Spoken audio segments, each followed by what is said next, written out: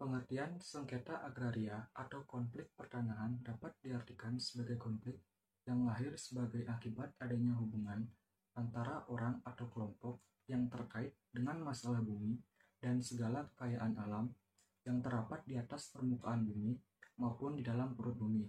Istilah sengketa dan konflik pertanahan seringkali dipakai sebagai suatu padanan kata yang dianggap mempunyai makna yang sama, akan tetapi sesungguhnya kedua istilah itu memiliki karakteristik yang berbeda. Konflik pertanahan merupakan persoalan yang kronis dan bersifat klasik, serta berlangsung dalam kurun waktu tahunan, bahkan puluhan tahun, dan selalu ada di mana-mana. Sengketa dan konflik pertanahan adalah bentuk permasalahan yang sifatnya kompleks dan multidimensi. Oleh karena itu, usaha pencegahan, penanganan, dan penyelesaiannya harus memperhitungkan berbagai aspek baik hukum maupun non-hukum. Materi selanjutnya akan dilanjutkan oleh teman saya. Berdasarkan Peraturan Kepala BPN RI Nomor 3 Tahun 2011 tentang pengelolaan, pengkajian, dan penanganan kasus pertanahan, Badan Pertanahan Nasional RI memberi batasan mengenai sengketa, konflik, maupun perkara pertanahan. Pasal 1 Peraturan Kepala BPN tersebut menyatakan bahwa kasus pertanahan adalah sengketa, konflik, dan perkara pertanahan yang disampaikan kepada Badan Pertanahan Nasional Republik Indonesia untuk mendapatkan penanganan, penyelesaian sesuai peraturan perundang-undangan dan atau kebijakan pertanahan nasional. Lalu, sengketa pertanahan memiliki pengertian perselisihan pertanahan antara orang perseorangan, badan hukum, atau lembaga yang tidak berdampak luas secara sosiopolitis. Pendekanan yang tidak berdampak luas inilah yang membedakan definisi sengketa pertanahan dengan definisi konflik pertanahan. Sengketa tanah dapat berupa sengketa administratif, sengketa perdata, sengketa pidana terkait dengan kepemilikan, transaksi, pendaftaran, penjaminan, pemanfaatan penguasaan, dan sengketa hak ulayat. Lalu ada konflik pertanahan yang memiliki pengertian perselisihan pertanahan antara orang perseorangan, kelompok, golongan, organisasi, badan hukum, atau lembaga yang mempunyai kecenderungan atau sudah berdampak luas secara sosiopolitis.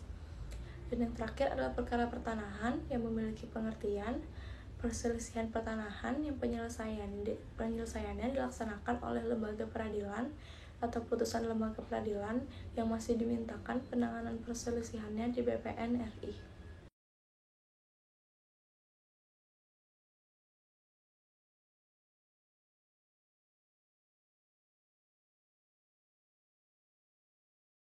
Faktor pertanahan. Akar faktor pertanahan merupakan faktor mendasar yang menyebabkan timbulnya konflik pertanahan. Akar faktor pertanahan perlu untuk diidentifikasi guna mencari jalan keluar atau bentuk penyelesaian yang perlu dilakukan. Penyebab umum timbulnya konflik pertanahan dapat dikelompokkan menjadi dua faktor. Yang pertama ialah faktor hukum. Beberapa faktor hukum yang menjadi akar dari konflik pertanahan belakangan ini yang pertama ialah tumpang tindih peraturan. UU-PA sebagai induk dari peraturan di bidang sumber daya agraria lainnya, dalam perjalanannya dibuat beberapa peraturan perundang-undangan yang berkaitan dengan sumber daya agraria, tetapi tidak menempatkan UU-PA sebagai undang-undang induknya. Bahkan justru menempatkan UU-PA sejajar dengan undang-undang agraria. UU-PA yang mulanya merupakan payung hukum bagi kebijakan pertanahan di Indonesia, menjadi tidak berfungsi dan secara substansial bertentangan dengan diterbitkannya berbagai peraturan perundangan seperti Undang-Undang Kehutanan, Undang-Undang Pertambangan, Undang-Undang Transmigrasi, dan lain-lain. Yang kedua, tumpang tindih peradilan. Pada saat ini terdapat 3 lembaga peradilan yang dapat menangani suatu konflik pertanahan, yaitu peradilan perdata, peradilan pidana, dan peradilan tata usaha negara. Dalam bentuk konflik tertentu, salah satu pihak yang menang secara perdata belum tentu menang secara pidana bila terdapat tindak pidana dalam konflik tersebut. Terdapat 5 faktor non-hukum penyebab terjadinya persengketaan tanah. Faktor pertama yaitu tumpang tindih penggunaan tanah. Seiring dengan waktu, pertumbuhan penduduk yang cepat mengakibatkan jumlah penduduk bertambah, sedangkan produksi pangan tetap atau mungkin berkurang karena banyak tanah pertanian yang beralih fungsinya. Tidak dapat dihindarkan bahwa dalam sebidang tanah yang sama, dapat timbul kepentingan yang berbeda. Faktor kedua yaitu nilai ekonomis tanah tinggi. Ada anggapan di samping emas, nilai tanah dari waktu ke waktu akan semakin tinggi, sehingga untuk memperoleh tanah semakin sulit. Faktor ketiga yaitu kesadaran masyarakat meningkat. Adanya perkembangan global serta peningkatan perkembangan ilmu pengetahuan dan teknologi berpengaruh pada peningkatan kesadaran masyarakat. Pola pikir masyarakat terhadap tanah pun ikut berubah. terkait tanah sebagai aset pembangunan, maka muncul perubahan pola pikir masyarakat terhadap penguasaan tanah, yang tidak lagi menempatkan tanah sebagai sumber produksi, akan tetapi menjadikan tanah sebagai sarana untuk investasi atau komoditas ekonomi. Yang keempat, yaitu tanah tetap sedangkan penduduk bertambah. Pertumbuhan penduduk yang sangat cepat, baik melalui kelahiran maupun migrasi serta urbanisasi, serta jumlah lahan yang tetap menjadikan tanah sebagai komoditas ekonomi yang nilainya sangat tinggi, sehingga setiap jengkal tanah dipertahankan sekuatnya. Dan faktor yang terakhir yaitu kemiskinan. Kemiskinan merupakan masalah kompleks yang dipengaruhi oleh berbagai faktor yang saling berkaitan. Terbatasnya akses terhadap tanah merupakan salah satu faktor penyebab kemiskinan dalam kaitan terbatasnya aset dan sumber daya produktif yang dapat diakses masyarakat miskin.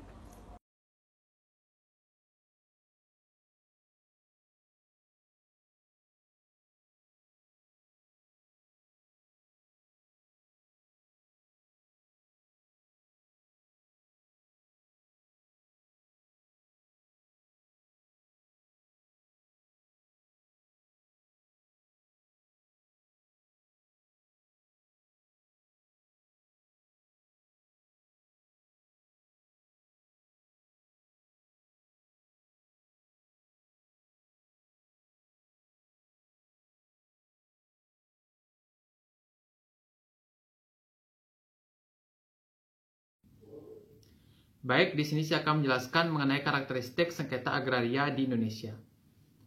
Telah disadari oleh para pendiri bangsa bahwa negara Indonesia ini memiliki tingkat keragaman yang sangat tinggi, baik dari segi budaya, letak geografis, maupun agama. Keberagaman semacam ini tentu bukan tanpa efek yang serius bagi perkembangan bangsa ke depannya.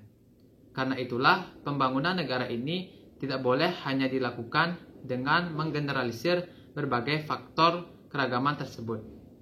Karena itulah, maka negara dirumuskan sebagai terdiri atas Zelfbesturendelandscheppen dan Volksgemeenschapppen di dalam Undang-Undang Dasar 1945 sebelum amandemen. Menurut sebagian pendapat, langkah ini mempunyai dua sisi implikasi. Pertama, dengan menyerap kekhasan tiap komunitas yang ada, maka negara telah berupaya menciptakan satu bangsa. Kedua, pengabaian terhadap eksistensi berbagai komunitas dengan segenar kekhasannya tersebut akan berimplikasi pada kegagalan cita-cita membangun satu bangsa Indonesia. Sekian penjelasan dari saya, selanjutnya akan dilanjutkan oleh teman saya. Terima kasih. Baik, terima kasih atas waktu yang telah diberikan. Saya mohon izin untuk melanjutkan. Konflik tidaklah mungkin dapat kita hindari. Sebagaimana fakta yang ada bahwa konflik selalu ada di dalam masyarakat. Satu-satunya cara selain menyelesaikan konflik itu sendiri adalah dengan cara mendeteksi lebih dini potensi konflik yang akan muncul. Dalam teori konflik, keberagaman jelas merupakan kontribusi pada terjadinya sebuah perbedaan. Perbedaan tersebut merupakan elemen yang dapat mengakibatkan disintegrasi dan sebuah perubahan. Sengketa agraria ini sendiri merupakan suatu sengketa yang sangat sering terjadi di masyarakat Indonesia. Terlebih masyarakat Indonesia yang memang merupakan masyarakat agraris. Dari penelitian yang telah dilakukan, tampak jelas bahwa berbagai kasus sengketa agraria terjadi terkait dengan berbagai macam lahan pertanian, perkebunan, pertambangan, ataupun lahan jenis lainnya.